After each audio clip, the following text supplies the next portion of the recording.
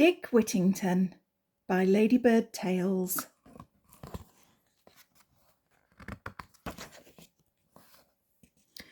Once upon a time there was a poor boy who was called Dick Whittington. His mother and father were dead, and he had no one to care for him. Dick lived in a small village in the country. He tried to work for his living, but he could not always find work to do. Dick was very poor. His clothes were thin and ragged, and sometimes he had very little to eat. In those days, people did not often travel far from the village in which they lived. Dick's village was a long way from London. When the village people talked of London, they spoke of it as a wonderful place. They said that all the people in the city of London were rich. They even said the streets of London were paved with gold. Dick listened to these tales, and he longed to go to London. Dick thought that if he went to London, he would be able to pick up gold from the streets. Then he would become rich and need never feel cold or hungry again. Dick made up his mind to go to London, although he had no idea how far it was. He made his few clothes into a bundle and tied the bundle to the end of his stick. Then he set off to walk along the road to London.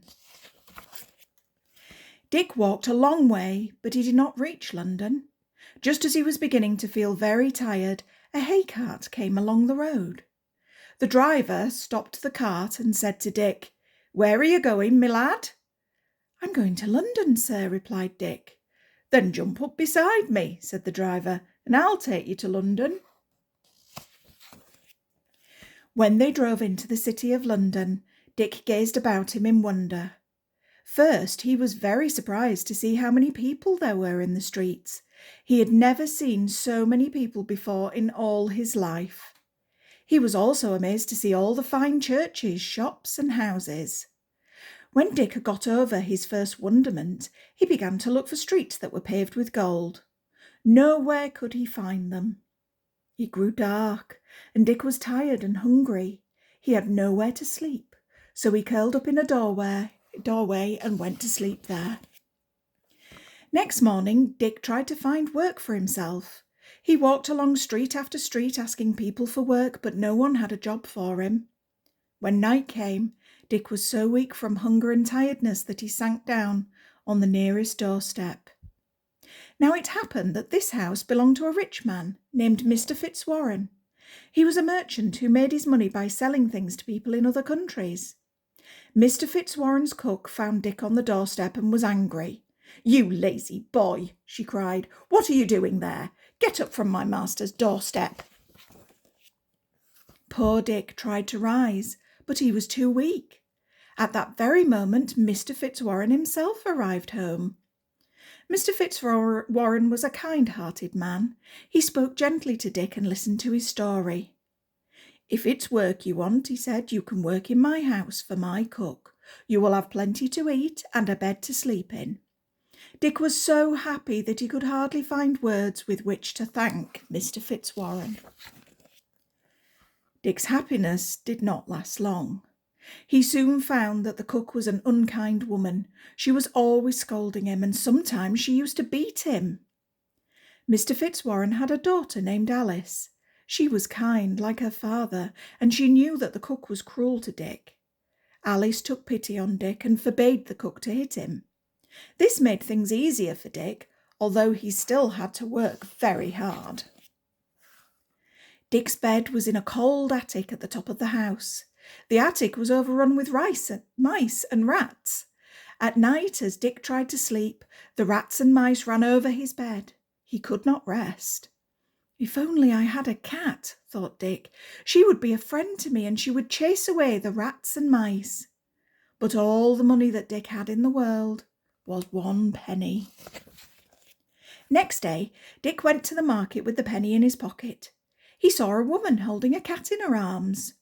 "Please, will you sell me your cat?" Dick asked the woman. "I'm not sure that I want to sell her," said the woman. "She's a grand cat for catching mice." "That's just what I need," said Dick. He pleaded so hard that at last the woman agreed to sell him her cat for a penny. From that day, Dick's life became happier. He loved his cat and looked upon her as his friend. At night he slept well because his cat chased away all the rats and mice. Now Mr. Fitzwarren had many ships that sailed to distant lands. One day Mr. Fitzwarren called all the servants together. He told them that one of his ships was ready to sail. Everyone was allowed to send something with the captain to be sold in a faraway country. That way they could make some money. "Do you want to send something on my ship?" Mr. Fitzwarren asked Dick. "I have nothing in the world except my cat," replied Dick. "Then you must send your cat," said Alice. Poor Dick did not really want to part with his cat, but to please Alice he agreed. Dick missed his cat and wished he had never sent her away. Once more he could not sleep at night because of the mice running over his bed.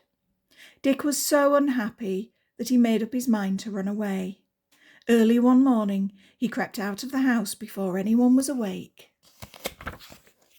Dick had not gone far when the bells of Bow Church began to ring.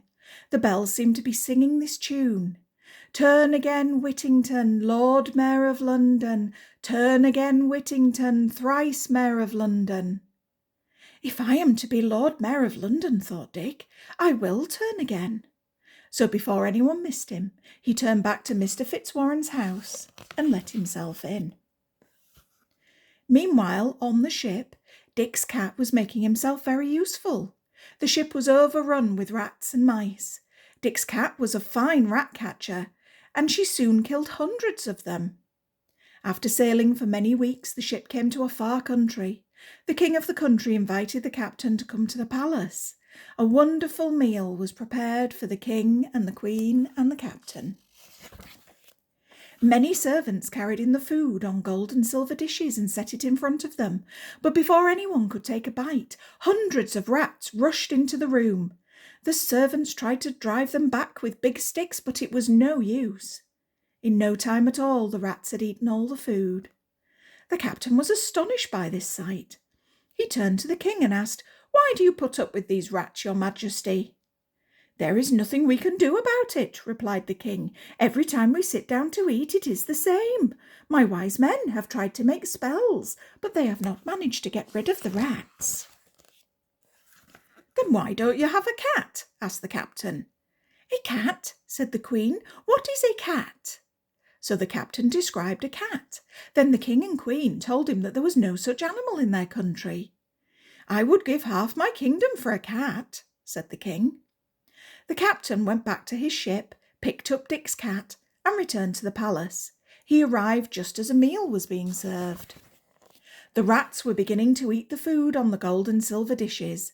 The cat jumped out of the captain's arms. She killed dozens of rats, and the rest fled in fear. The king and queen were astonished and delighted. "Oh, captain, we must have that cat," cried the queen. The king agreed to buy Dick's cat.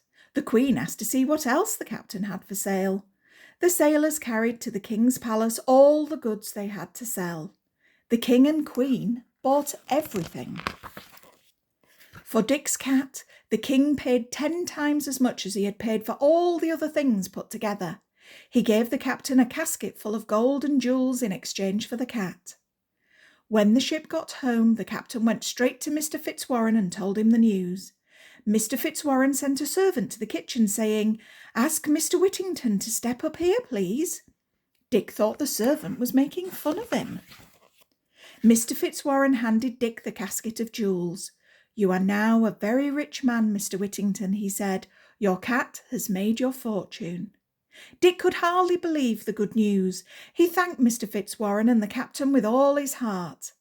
Miss Alice was very happy to hear about Dick's good fortune. "First, you must buy yourself some new clothes," she said. Dick did so, and very smart he looked in them. Dick was now a wealthy man. When he asked Mr. Fitzwarren if he could marry his daughter Alice, Mr. Fitzwarren was glad to give his consent. Some years later, Dick became Lord Mayor of London. Indeed, he was Lord Mayor of London 3 times. So the Bow Bells had been right when they said to him, "Turn again, Whittington, Lord Mayor of London. Turn again, Whittington, thrice Mayor of London." The end.